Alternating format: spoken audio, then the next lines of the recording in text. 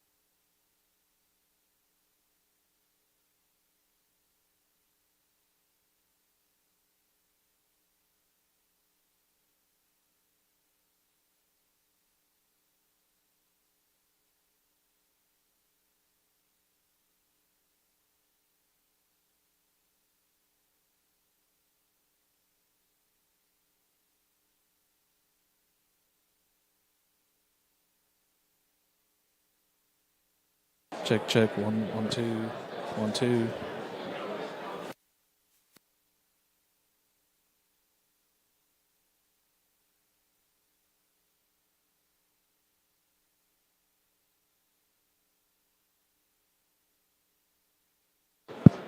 Check check 1 2. Testing 1 2 1 2. Hey hey, check check. Check 1 2 1 2. Testing 1 2 1 2. Hey hey, check 1 2 1 2. Okay. Check 1 2 1 2. Hey hey, check check. Check 1 2 1 2. Testing 1 2 1 2. Testing 1 2.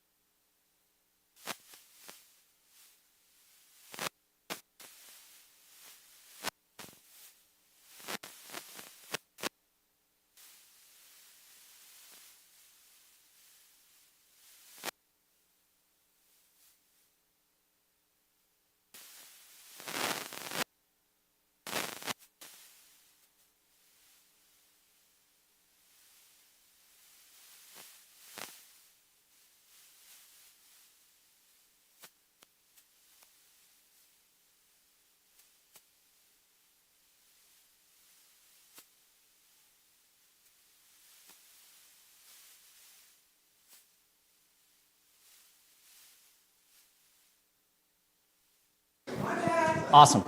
All right, can y'all hear me? Welcome. How's everyone doing? Woo, thank you. All right, good crowd today. If you do not want to stand, we do have an overflow room that's back out in the atrium where we are streaming this live. So if you would like a seat and you're standing, we have that available to you. So I don't want to force anybody to stand. If you stand, I understand, because I would be just like you. I would stand in the back in the past. But if you want to do that, I want to make sure that everybody knows that we do have this streaming into the training room, which is just back through the atrium there. So you're welcome to go there. So, hi everyone, I'm William Glass. I'm the director of Birmingham AI, and excited to have you all here for the November meetup. Whose first time is it to a Birmingham AI event? Woo, okay, can we give a round of applause? Welcome, yes. So this is our general meetup. As you can see, it's pretty big. We've got a big room, big crew, and appreciate you for being here. Whose first time is it to Innovation Depot? First time to Innovation Depot? Awesome, welcome. If you're not familiar, Innovation Depot is a nonprofit here where a lot of startups work out of. So it's a great space. They're awesome. We appreciate all their support. And I also want to shout out Digital Motion, who's figured out all of the logistics to run this, because as you can see, it's a production. For those of you who don't know, Birmingham AI, we're a nonprofit here, and our mission is to accelerate AI adoption in the city for all. We know this technology is changing. It's going to change the way we work, the way we live, the way we play, the way we worship. Things are changing. Whether we're ready or not is up to us. And that's why we exist, is to make sure that the city is prepared, that you all here are prepared for what's coming. And I was talking to somebody that's been coming to meetups for about a year or so, and they said this to me. And I think it really summarizes what this room and all of you represent. This room, Birmingham AI, is the most ambitious room in the city. It's the most ambitious room of people that want to improve their personal lives, improve their businesses. They want to learn. You're all curious, and you're here. And so I applaud you for your ambition to be better, get better, work better, and live better. So I wanted to share that with you all. And now, we wouldn't be able to do this if it wasn't for our awesome sponsors. And so today, we have Fast Slow Motion, who's sponsoring. So I'm going to welcome up MJ, or Michael, from Fast Slow Motion. Thank you, guys. I didn't realize my picture would be on this, so that caught me off guard. Yeah, thanks, Birmingham AI team. You guys are awesome. Can we give it an applause for them? This is amazing. Every time, the best pizza and the best content. It's great. So you may be thinking, Fast Slow Motion, what is that? Is it a bad 90s band? Is it a hot yoga class? Who knows? No, really, it's a paradox. All right, we want to help you move really fast, but to do that, you got to have the right systems and processes to do that. You got to slow down, put that stuff in, and then you can move really fast without effort. So we do that using Salesforce and HubSpot. So raise your hand if you use a CRM. Okay? All right, keep your hands up. Now, keep your hand up if you love your CRM. Yeah, that's what I thought. We want to fix that. There's so much potential with your CRM and AI.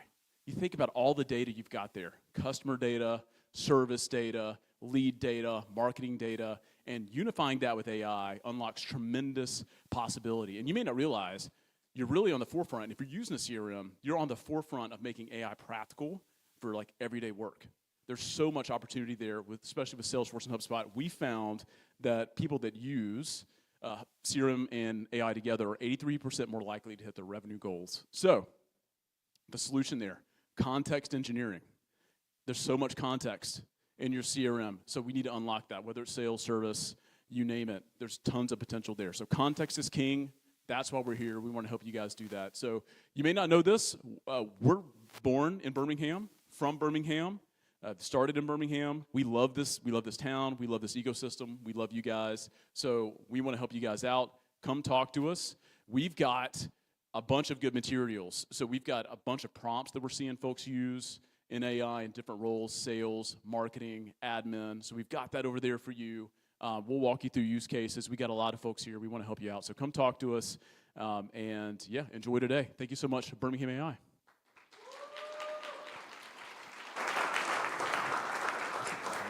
Good job. All right, thanks, Michael. Another round of applause for Fast Slow Motion. Thank you, guys. So I have some bad news. Another MJ, different MJ. This one's more famous. He's just a bad baseball player from the 90s here in Birmingham. I'm just kidding. All right. Come on, 95 season? No? Okay. All right. There is no general meetup in December. Oh, I'm sorry. But don't fret. We have plenty of breakouts. If you haven't seen on Eventbrite, there's a lot of opportunities to get involved. Finance is tomorrow. We've got our marketing breakout, nonprofit, and we have an HR people breakout launching as well. So please check those out. Software engineering is also on Monday, so please check those out. What we are rolling out instead is a digital space. So we've had a lot of asks over the years, months, to have a place where, how can I keep connecting? I'm having great conversations in this room, but what happens outside of the room? And so we've launched this space for those conversations to take place. And we're rolling it out slowly, so it's not available yet. A few people have gotten invites, but we're gonna roll this out over the next month to all of you. So be on the lookout. This is a place where we will drop all of the slides. We always get questions, where's the slides from the email? I wanna dig back into that. What was that tool? All of that will live in this space. It'll also have all of our events. You can find the event calendars, see what's upcoming. This is also a place to see other community events that are related to AI. And you'll be able to connect with others. This is just some of the folks that have already joined this space to date, but this is an opportunity to have those conversations and find who else is leaning into AI. And you can share your curiosities and learnings. We've got fake songs, ChatGPT questions, and free Perplexity Pro for a year, which you should check out. So all of this is where this type of content will live, where we can share, learn, and grow together. And you'll also learn about new breakouts that are launching in 2026. If you're interested in getting involved, this is a place to start to join those, have those conversations, and help us shape what we talk about and share in those spaces. So more to come, but wanted to share that with you. And now I'm gonna pass this off to Ryan Robinette. We haven't done one of these in a while, but we talk about what's going on with AI in the city, and there are people that are building really great companies and products right here.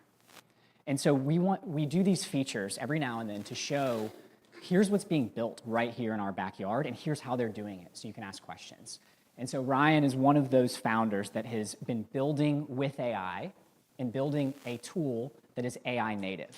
And it's for an enterprise. I'll let him share a little bit more about it, but I want to hand this over to Ryan Robinette from Multiply.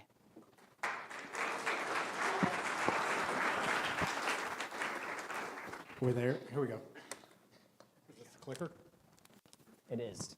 All right. I'm Ryan Robinette. I am the founder of a company called Multiply. And so here's our contact. Our office is right down on the sort of the back corridor back there. So take a picture, find us on LinkedIn. Toby Andrews works with us. And so we're around. Would love to connect and talk about startup stuff, enterprise stuff, AI stuff, whatever.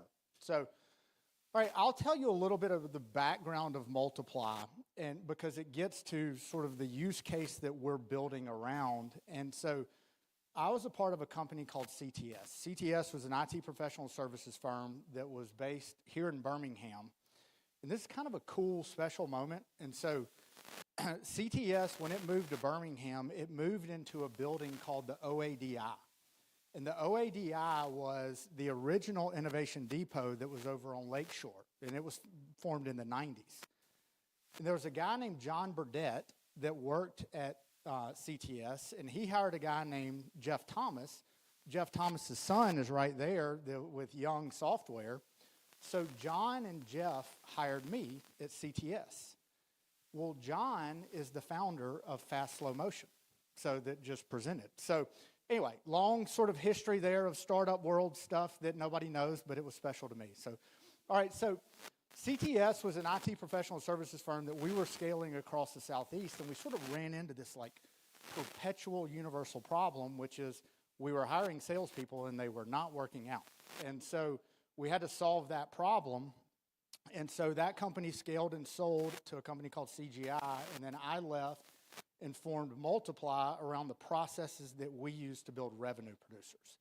And so if we think about this, like the whole concept started with how do we define a very repeatable pattern of a conversation that when we take salespeople and they go out into the market, we know what they're going to say and they're going to represent the company the right way. And so we started in 2018 building these messages out for companies and then role-playing with their salespeople to create the conversational confidence that they had to apply the messaging in various settings that they find themselves in.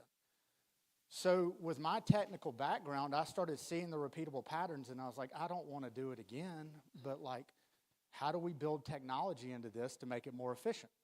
And so we built a platform, and then sort of the platform was a static web-based platform, housed the messaging. We do role plays. I'd provide feedback, red, yellow, green scores. And then in 2023, this thing sort of popped up, and everybody was like, you know, I saw it because I'm, you know, into this stuff, but this thing called AI started coming around. And so I wanted to see if we could take a prototype and build a prototype of a role play based on the right answer, which is the conversational pattern that we define, and then see if AI could grade it out based on how well a seller sets up a meeting, how well they go through the background of the company, meet messaging components that we want them to meet, get to their discovery questions, and then deal with objections. So that was the birth of what we call Murphy. And so Murphy is our AI agent. It's actually named after my dog. So Murphy is now our AI agent, and basically what we do is work with companies large and small to where they define their message, we work with them to define it, and then Murphy lives in here, which is the role play through a simulated sales call on Zoom, and then Murphy provides contextual feedback and then the scoring based on rubrics and the definition of correct that the Multiply system has defined.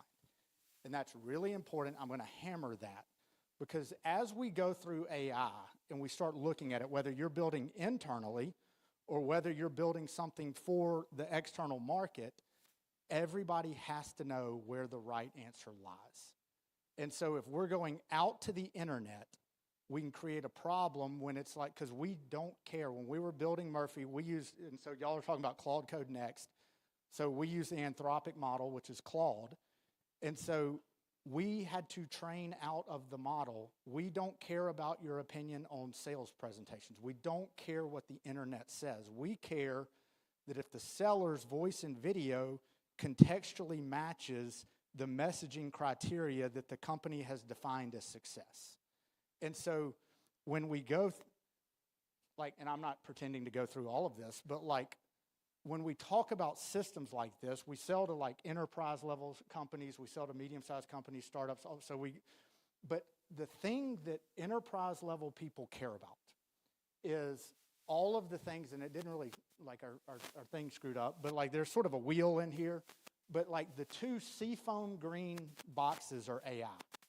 Everything else is how do you manage users, how do you manage payments, how do you manage and protect data, how do you report?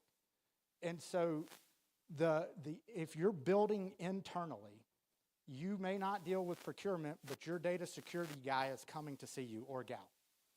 And they're going to ask, where's the answers? And we have to be able to answer that. And so from our standpoint, when we're talking to companies and going through procurement process, our AI stuff, we can demonstrate that. And the key thing to helping us get past the hurdle of are you securing data is all we're doing is transcribing and contextualizing, and then the right answer is based on what's defined in the application by the company. And so there's a few lessons learned here, right? So as we built Murphy, we launched him in January, have been continuously adding features, have built up a user base, and about a month ago, users started getting errors. Okay, well, we built through Amazon Bedrock, so there was Multiply, Amazon Bedrock, Claude. And so it was a great decision at the time. Bedrock was flexible. You could use flows. You could upgrade based on transactions that you needed, so you could start at the low tier, and as you grew, upgrade. Okay. We had the best problem you could create, a load issue. We had too many customers. All right, Well, when we went to Bedrock, the upgrade button was literally grayed out. And so we had to pull that out, like on the fly, a lot of weekend work, like panic. We had to pull that out and then go directly from Multiply to the Anthropic model using our own prompt engineer. And so the lesson learned there is when you're building to scale, figure out where your control mechanisms are going to be and where they're not, right? And so I don't know how you do that, because when you're using products, they can change the products, and that's just like on you, right? So, but that was one of the lessons learned, and that, like, it kind of taught us, right? Like, the easy buttons may not be as easy when you're building out for scale. So I have insurance procurement, should have put data security up there, but these are the questions they ask, right? When we're going through an MSA with an enterprise level company or having to answer questions, like, they want to know, do I have all the answers? And I put insurance up here because we have to have like errors and omissions insurance, okay? And pretty hefty errors and omissions. If I'm like, Murphy makes the decision based on, and he's going to tell the salespeople what to do based on like what the internet says or what he can figure out, and we can't box him in, you're not getting insurance. And so literally that like caps us at being able to do work. So we literally, like, I'm hammering, define the right answer. We have to answer, where is the data? Like, what is the data set that we are using that creates the decision points for the AI engine? So the other thing is who controls and is it secure? So when we are using prompts, right, like everybody's sort of talking about and thinking about sort of the concepts of like how to use it. And companies are generally concerned about, how do I keep people putting company confidential information in a model to get like a quick efficiency? Okay, you have to be able to answer those questions about how you're protecting data, and then what's going into the LLMs, and then what's coming out, and then how can it be used? And so all of these are critical questions, whether you're building something to go in or whether you're building internally and looking to build something at scale for your organization. And so then that, which goes to the bottom line, not unlike any other technology, the use case is king. Start with the use case, figure out where the problem is, how you solve it, and then figure out where AI fits into it so that you can answer those questions up above before you kind of get into the challenges of, I didn't think about that. So I don't know if Murphy was like, so let me just like, so I'm happy to answer questions, but we fired up Murphy because I basically went through this portion right here. I didn't do like all of it, but I like did portions of it, and Murphy would basically, I could tell you exactly what I left out, but anyway, I don't know if it was able to pop up. No? All right. Okay, we've got to have audio. So anyway, are there any questions before I depart? Hand it back over to William. Nobody has a question? Say it again. So, all right. So this is very, all right. So Murphy.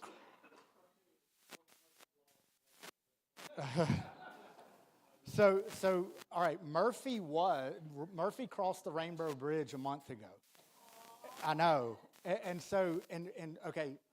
This problem that we had to do, like it was sort of like, I don't know, it was very divine or something, but like Murphy crossed the Rainbow Bridge at the exact same time we had to rebuild Murphy. Like both of them died on the same day. Like I hated it at the time. Like I was like, I hated it. So, but anyway, but we got through it. So, but yeah, he was a 110-pound golden retriever, white golden retriever. So.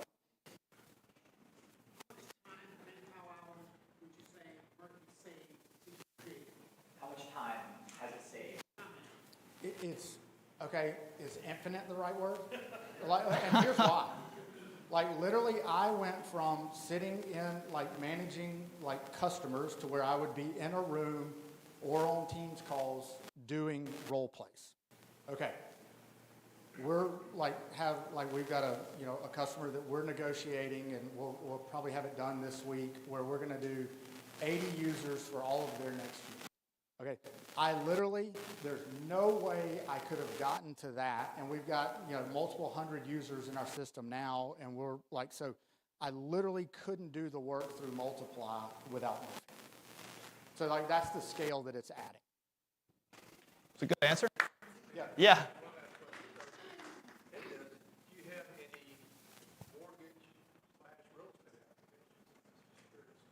So meaning like users or?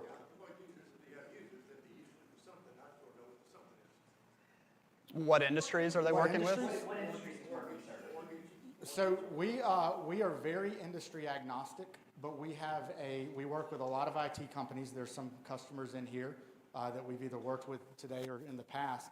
We have a large cluster around financial services, which is banks, which is all phases of the banks. We work with financial advisors. We work with insurance. Yeah, so from that standpoint, those are the questions we have to ask and answer from the insurance folks, right? But we're very industry agnostic, but have a cluster around sort of the financial services space that we work with. Those are all the time we have for questions. That was great. Let's give Ryan a big round of applause. Thank you. Okay. Thank you. That was great. Yeah.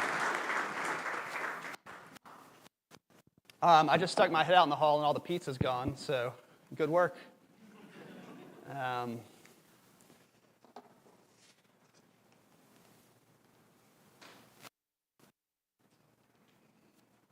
Okay. Yeah, like that.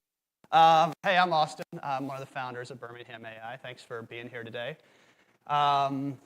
We started this group in the summer of 2023.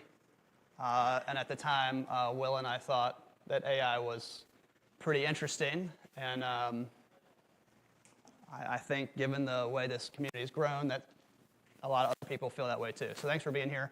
If it is your first time here, this is, it might seem like this is a group where people that are experts get up on stage and sort of tell you things.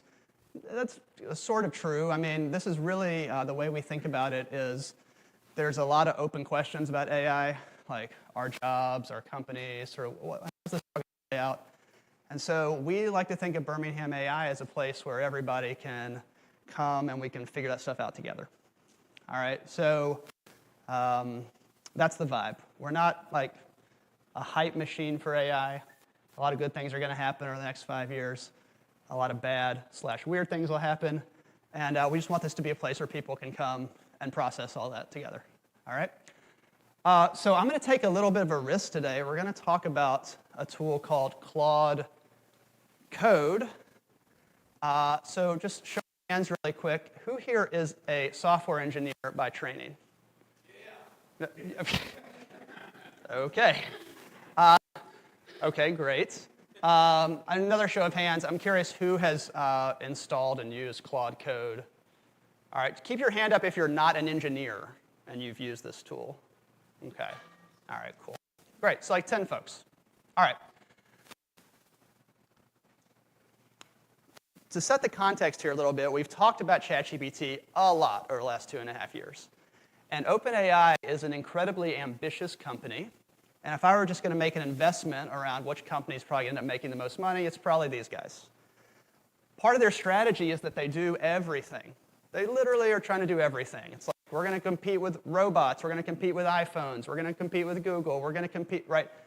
So they have about 15 major product categories that they're trying to compete in, all right? Anthropic, the makers of Claude, they have a lot of resources, but not as many as OpenAI, and their strategy is just really different. They are focused pretty much completely on business productivity. They don't do music, video, images. They're not going to do social media. They're not going to do any of this stuff. They may eventually, right? But right now, they focus on this one thing, and they have this product, Claude, which shows up in 3 different places. There's Claude on the web, so where you log in and use it. If you haven't used it before, it feels a lot like ChatGPT. It's that kind of experience. They have Claude Desktop, so you can download it on your computer. That lets you do a few different things. And then they have this product called Claude Code that we're going to look at today. And so the message I want you to hear today is that this thing is positioned as a coding tool, but it's really something that everybody should be using. One, just because Anthropic has taken all of their resources and channeled it into this one really great product experience. It is the best AI agent that is just widely accessible to consumers right now. And so my hope in this talk is just to encourage you to give it a try, okay? The goal of this talk is not to make you a software developer. You remember, it's like 2018, right?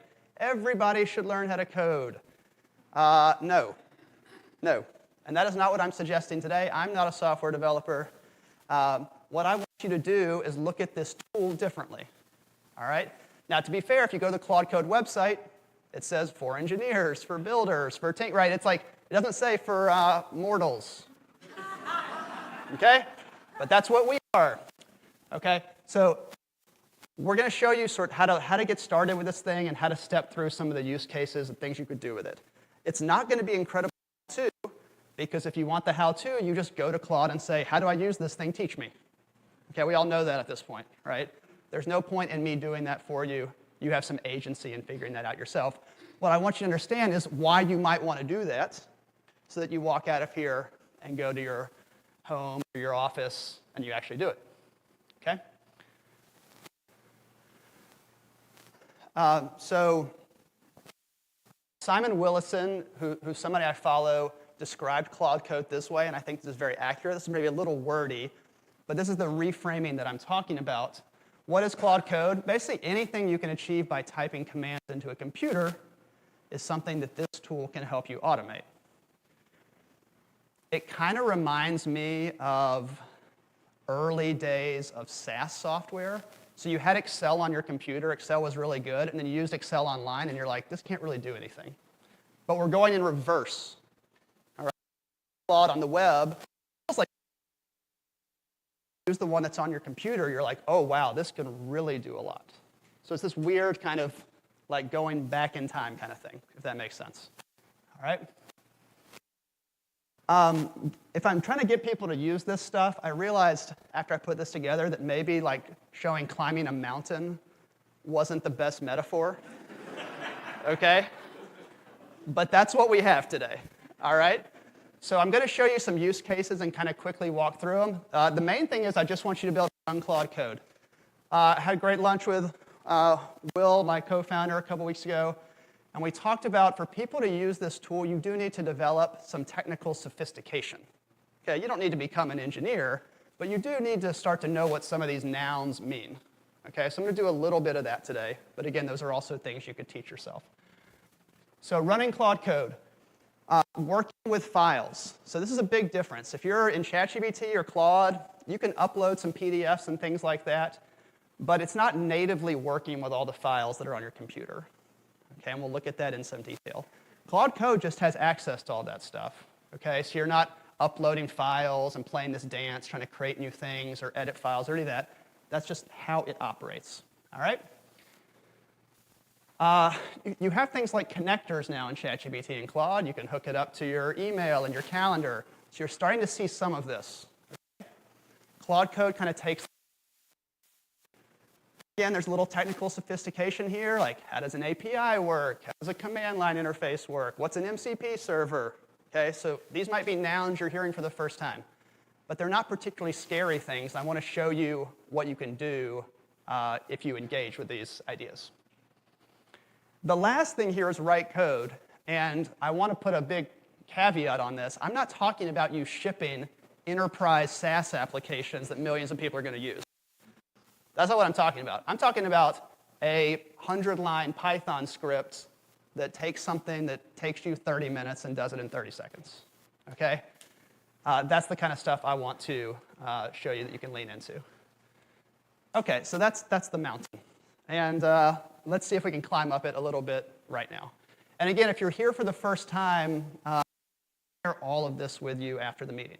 Okay, so you'll have this deck. You can just take this deck and put it in Claude and be like, how do I do all this? I'm not kidding. That's what I would do. All right? Okay. So the first thing that's going to be new for a lot of people is you need to install an IDE on your computer. If you don't have an opinion or you don't have one of those, like VS Code is the one that's like just easy, kind of works for everybody. All right, I'm going to show you what that looks like in a second. It's just a piece of software. And you need to install Claude Code. And so you need to do that at the terminal. And you're like, what's a terminal? Okay. Anybody remember MS-DOS? Okay, that's a terminal, right? You're just typing in things, okay? So again, this feels like going back in time a little bit. I really do think we are kind of in the MS-DOS era of AI. Like Claude Code has really brought this home to me.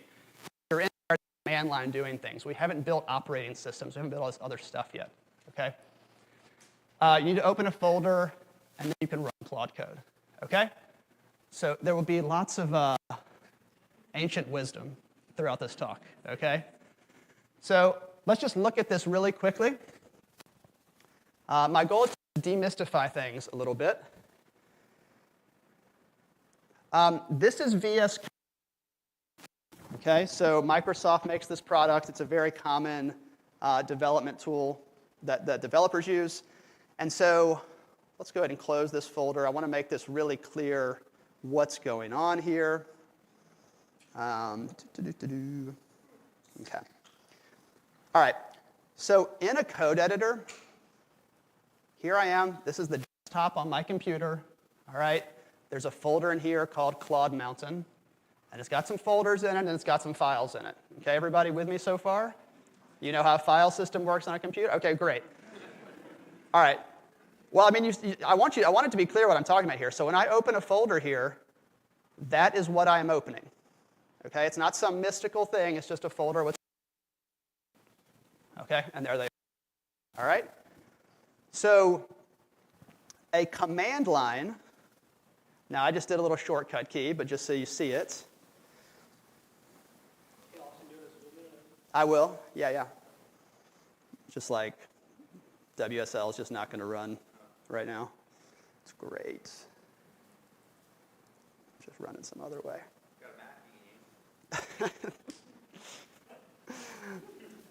Uh-huh.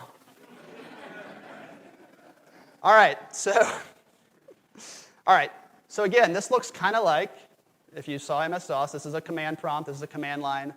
I've already installed this thing, okay? So I can just come in here and type Claude, and it's going to run, all right? This is really your first assignment. If you don't already have an IDE, download VS Code. Do I install Claude Code? Follow the instructions, get here, and run it, okay? Which it doesn't really seem to be acting that right. Okay, great, here we go. All right, cool.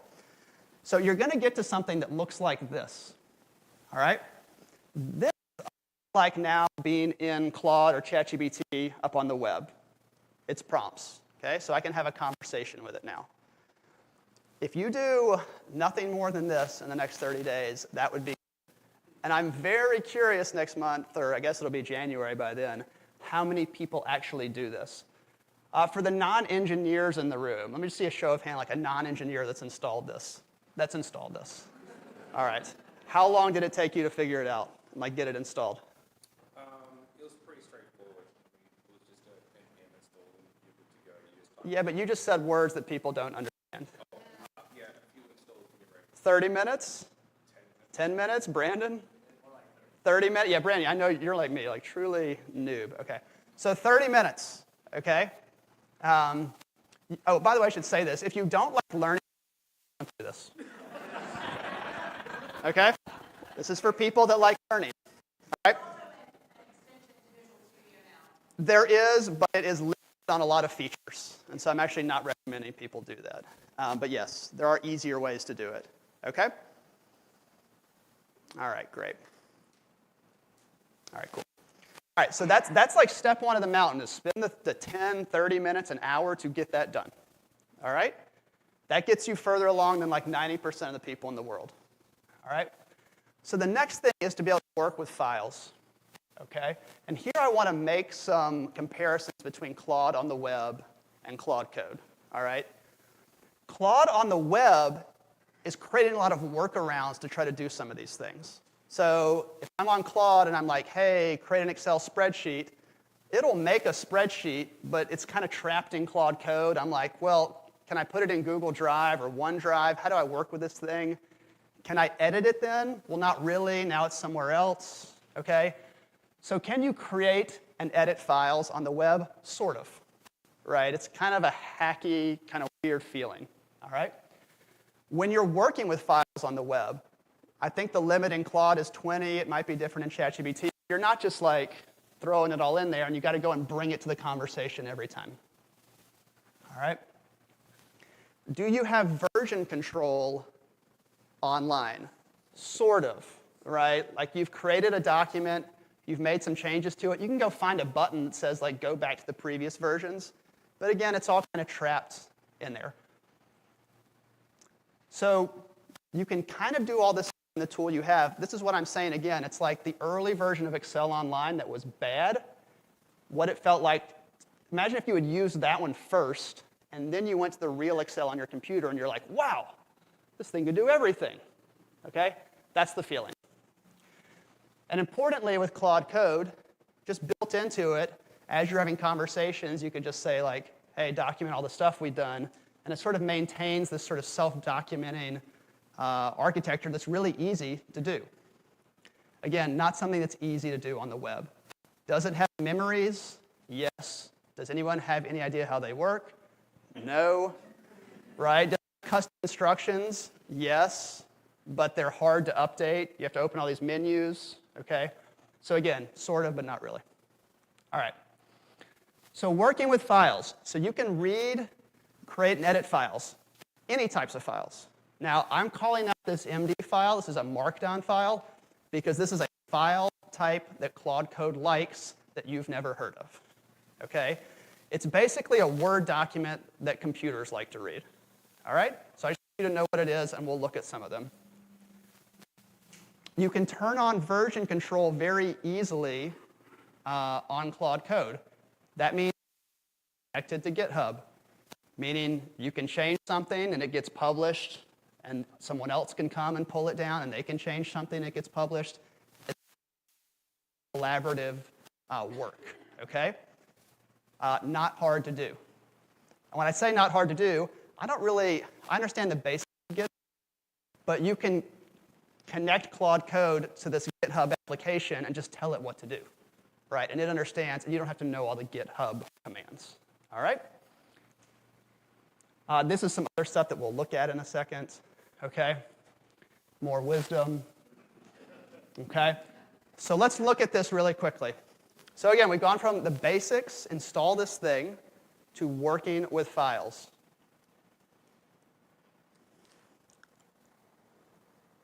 All right, great.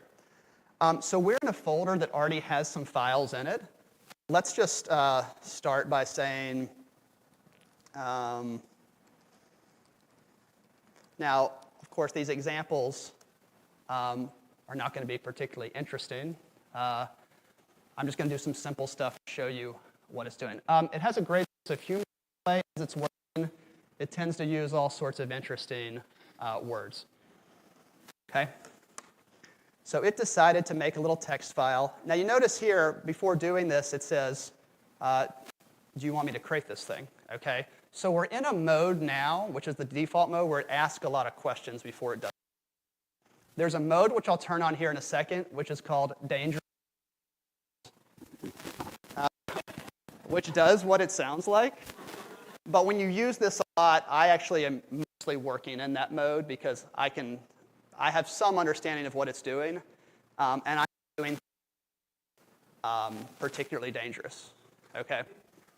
So we'll say yes. And I'll also have the option here to say, if you want to create a file for the rest of this session together, just go ahead and do it. All right? And it's going to go and make this thing. All right? And here it is. Now, it decided to do a text file and not a markdown file. It wouldn't look much different from what's on here. Okay? So you could come now and say,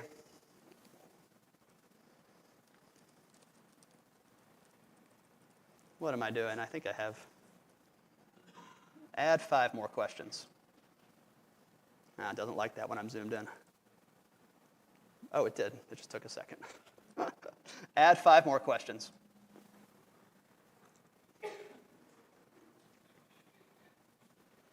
As soon as I start typing, it's going to watch this.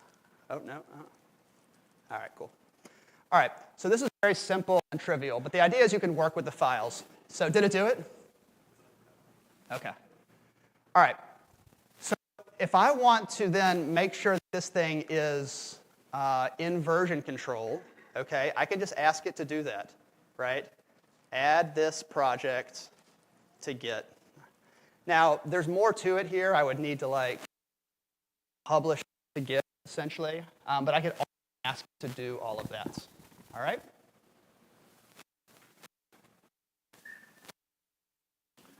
Questions? So my point of this talk is to get you to use this and not. I hit escape, so it stopped doing that. All right. So the third thing in here I want you to understand is that there are these slash commands in Claude Code. 99% of the stuff does not matter to you. Okay? I would say the first one that matters first time is one down here called init or initiate. And what this does is it creates this Claude markdown file. This is the file that's like the backbone of your documentation. Claude looks at this file to figure out basically what it needs to do. So as you're working with Claude Code, you can say, hey, could you take a minute and update that file? And it will just go, and it knows everything you've talked about, right? And it will go do that. So it's this very virtuous loop where you just ask it to update it, it does, and now as you continue through the conversation, it's better. You can come back the next day. Hey, where were we in our work? Go pick it back up.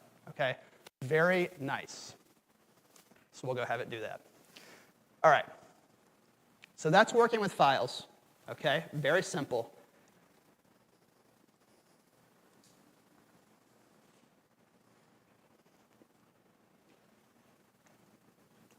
I hope at this point you're like, this isn't that exciting, because it's about to get more exciting. All right. So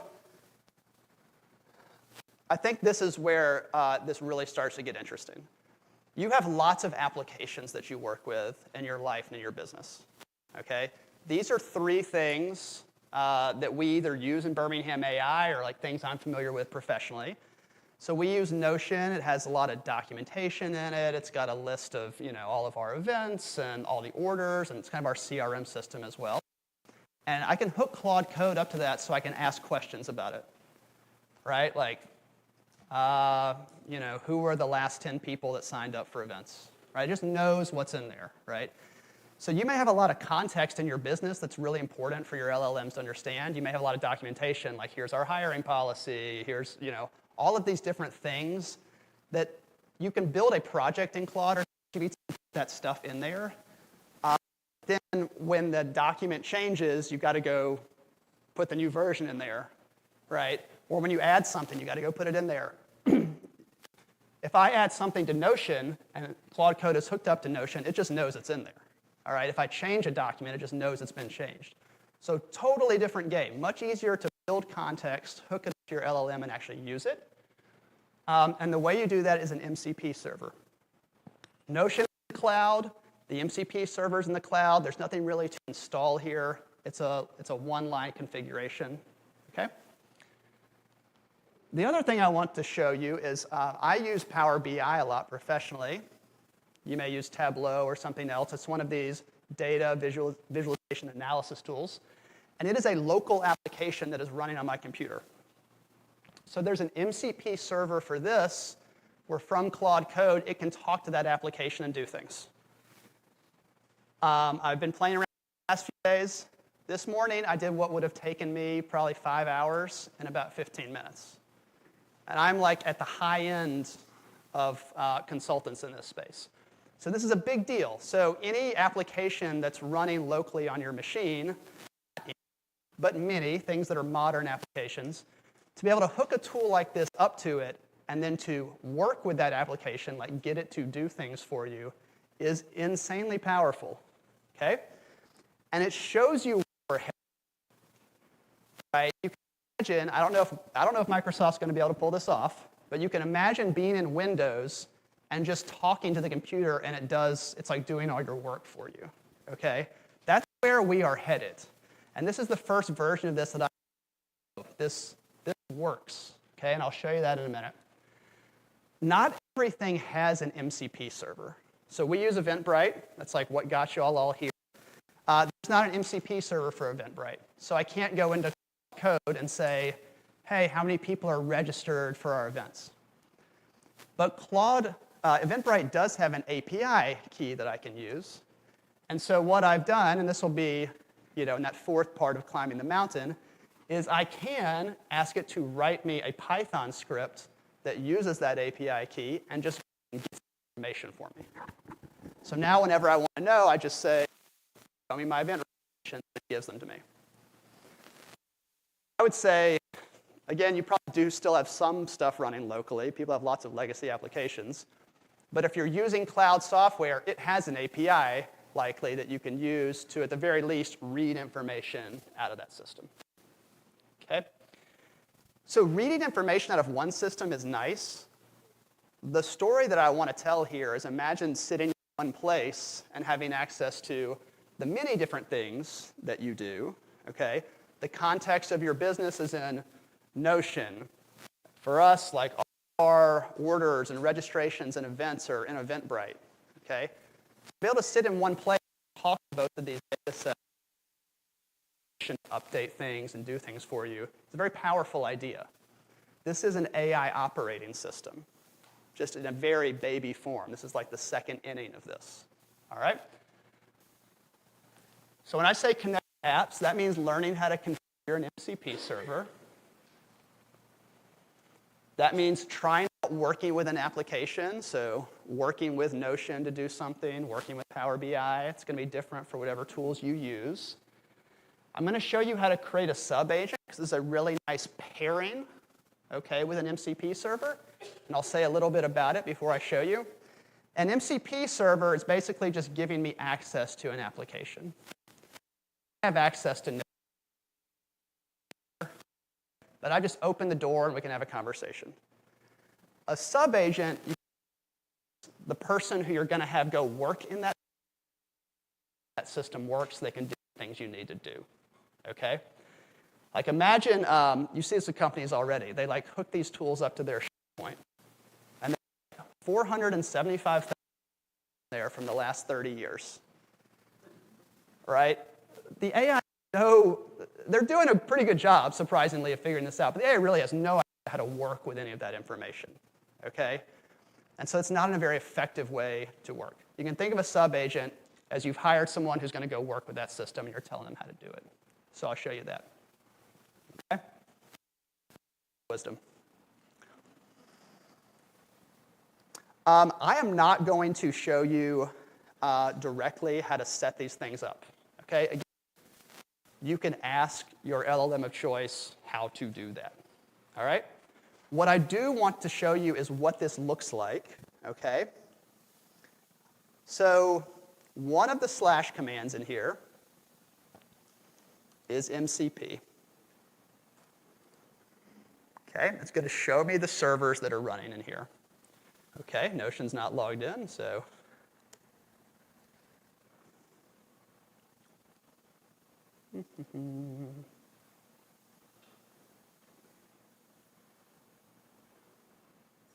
These are all the things you set up before the demo and you test 50 times and then,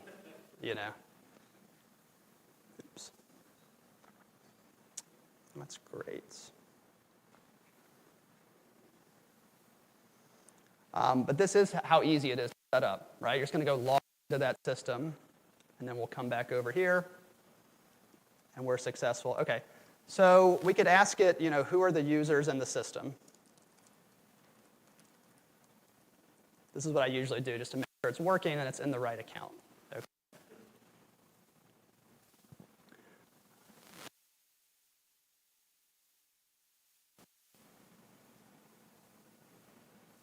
Okay, good. This is the right account. Okay? So there's a ton of stuff in Notion. The MCP can read things.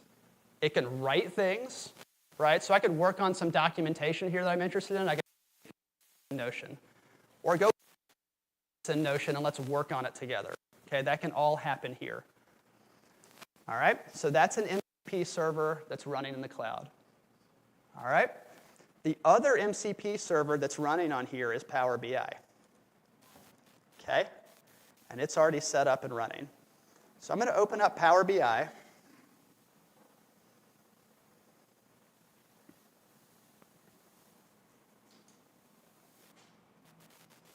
And while that's loading, I have a really simple file in here that's a bunch of like marketing type data.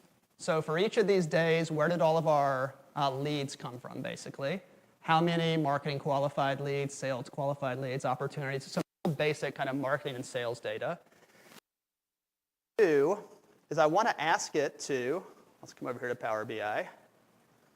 This is not a Power BI lesson, by the way, but the idea is I want it to look at this data, and I want to say, hey, put this stuff in Power BI, and let's analyze it. So I need your help in like figuring out, well, I don't know, what sort of like calculation should we do? Can you go ahead and create them, right? So then I can just go over, and it's done for me, and I can just drag some stuff onto a report. All right? All right, cool. My computer is just running very, very slowly. So, all right, but let's go ahead and get it started because it's going to take a second. All right, so I have also, if we come in here and type in agents, you can see here, I know what's going on.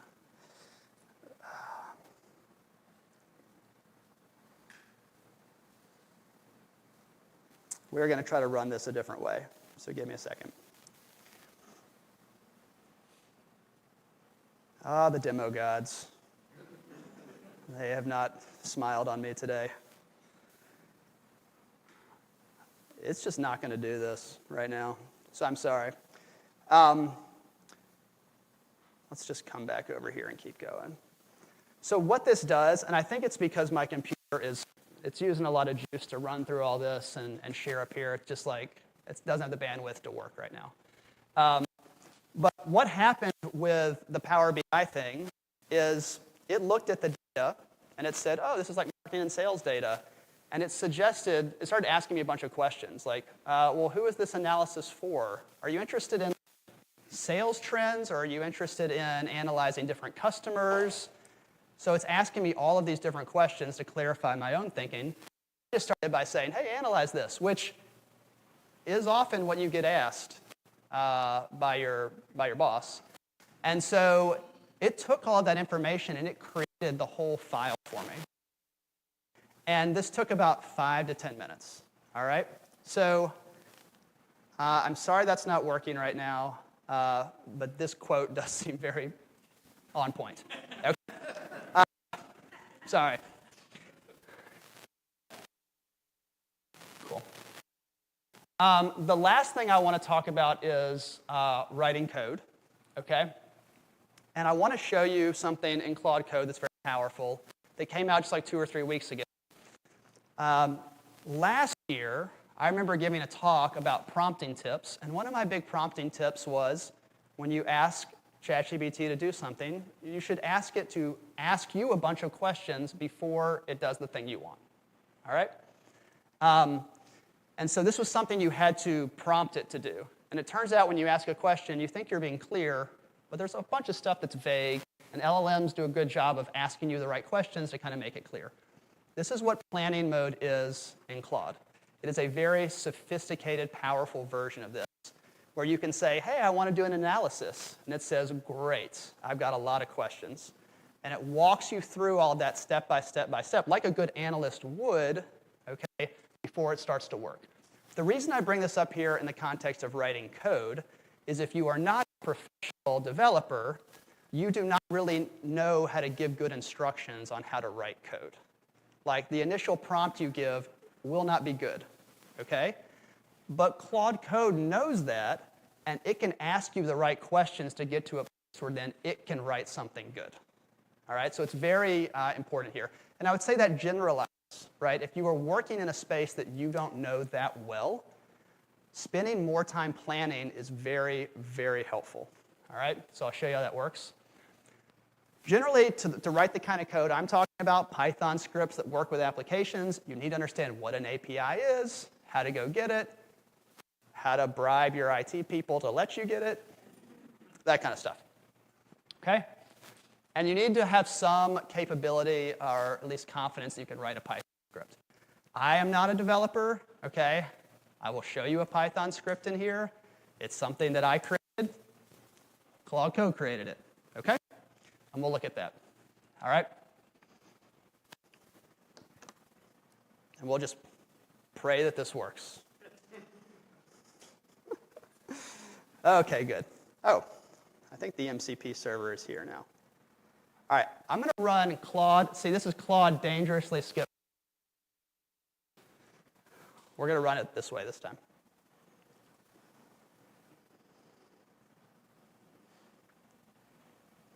All right, great. All right, that's all there. Let's see if the agents are in here. Okay, yeah, great. So these are the agents, just so you see, that I created earlier. There's a bunch of stuff in here, but here's the one that does Power BI really well. That's what I would use up. But let me show you something I created in here for Eventbrite. All right? So this is a piece of code that goes into Eventbrite, looks at all of our events, things that are happening now and in the future, and registration. How many people are registered for you? Now, I can do this right now. I've got to log into Eventbrite. I've got to click 4 or 5 buttons. I've got to get to a certain screen, and then I can look at it. Okay? Here, I can say, let's run, and I am going to use the @ symbol, okay? And I'm going to go ask it to find this thing. That's not what it's called. What is it called? Yeah, Eventbrite registrations. Need to be able to spell. There it is. Okay? So just run this script for me. There is so much automation that you can do in your business right now if you know how to write simple Python scripts. Okay? It's pretty wild, actually. And in June of 2024, so last year, I got a bunch of startup CEOs together. And we had this idea, can we use AI coding tools to build software? It failed miserably, okay? Because at the time, the way AI coding tools worked, it was really easy to get stuck. You'd try something that wouldn't work, a professional developer, so you have no idea what's going on, and you would say, fix it. And then it would say, all right, I fixed it. And then it wouldn't work. And then it would work. And you get stuck, okay? I am confident to say, we are past that now. This is part of why I'm comfortable showing you this. If you want to build a Python script now, it will up, and it'll be like, oh, I know why that got messed up. And then it will just keep going until it works, all right? Now, if you're trying to do extremely complicated things for a mortal, okay, it may still get stuck. But for the type of simple things I'm talking about, it will get you to the goal, all right? Which is pretty cool.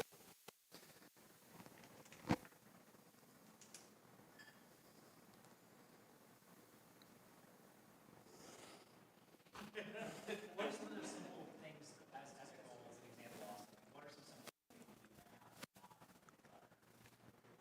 things? So what is something that we have going on in Notion? We pull in all of our orders.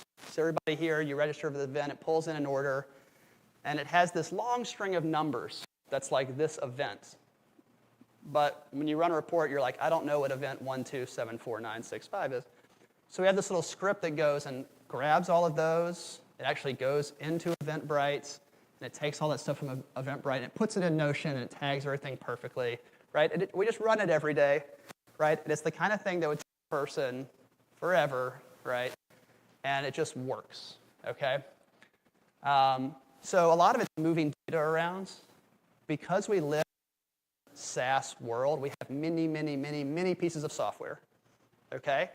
And so that becomes a hassle when you need to do things that live at the intersection of different applications, all right? So you go back to that slide where it's like, let's take one brain and put it in the middle and connect it to all of this stuff.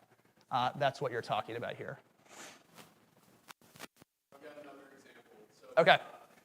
What we do at our company is we record all of the calls, and of course we get like transcripts of them now. And then in Notion we write like a proposal up. And so what our Claude Code does is it looks at both the call transcript and then the proposal to see if we missed anything that we should be mentioning in the proposal before we present it to a prospect. So hopefully everyone got that. An example again of where there's two systems that don't really talk to each other, but we can use Claude Code to connect them and then just really automate that process and have it run very quickly. That's just a check before we get back in front of a prospect and present a proposal to them. So this thing ran. And when I'm running this and not trying to present at the same time, this goes really fast, okay?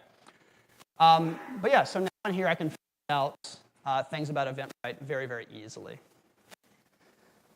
What I will say is the ability for a non-technical person to do things like this will create an incredible amount of confidence in your ability to see a problem and think, oh, I could solve that. So what it means effectively is when you're out in the world, you will engage with more problems. In the past, you'd see a problem and think, that's a technical problem, ignore that problem, okay? And that's totally changed now, right? So your level of agency is going to go up considerably if you can lean into this stuff, because all of a sudden now you're not able to solve this, you're able to solve things that are this, okay? Developers kind of know this, but that's something that hasn't really been available to the rest of us in the same way, all right?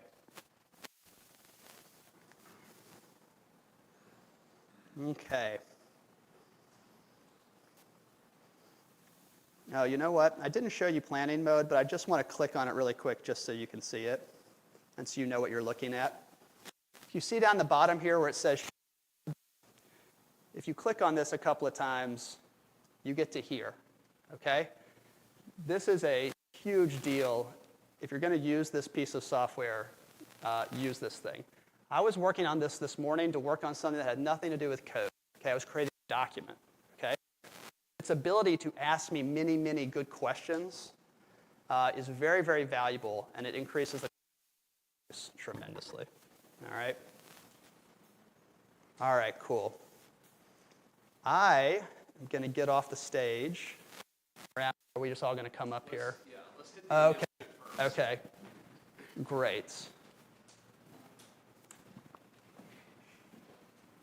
You want to do... They've already been emailed. These were from last month. Okay. All right.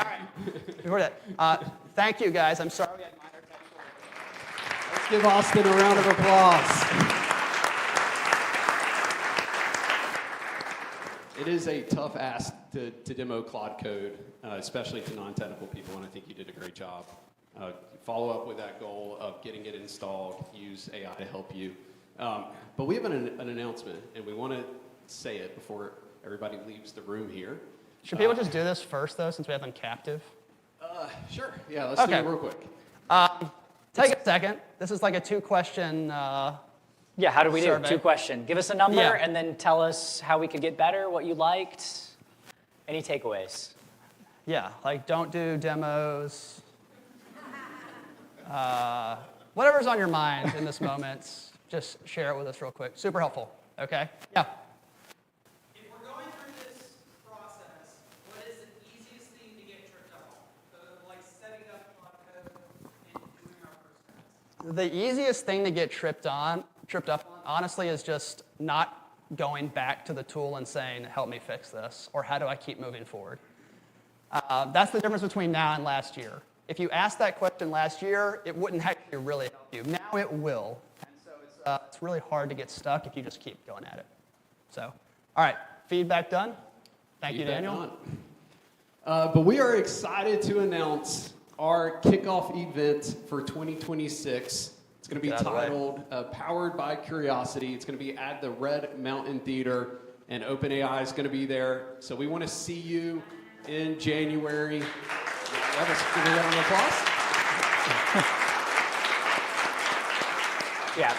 Let's hit the next slide. Yeah, there's going to be experiences as well. So this is going to be a longer event, and we're moving it to after hours. Yes, exactly. So this is going to be an event that does make you think, am I in Birmingham? Is this happening in Birmingham? And our goal is to keep having these events so that that feeling goes away, because you start to think, yes, this should happen in Birmingham, and I'm excited to be here. Like William said, we're going to have some AI experiences as we open up the event. You're going to be able to try out some cool new things, and then from there, we're going to get into a great run-of show. It's going to have a great speaker. We'll all make an appearance, and we're really looking forward to this event. Tickets are going to cost $30, but the first 100 will be 33% off at $20. So get your ticket today. We want to see you there in January. Anything else you guys want to add? If you are a company that wants to get exposure to this community and show what you're building in AI, there are a few spots available on a sponsorship for those experiences. So we want to talk. There's not many opportunities, but there will be a few. I'm just really excited about this.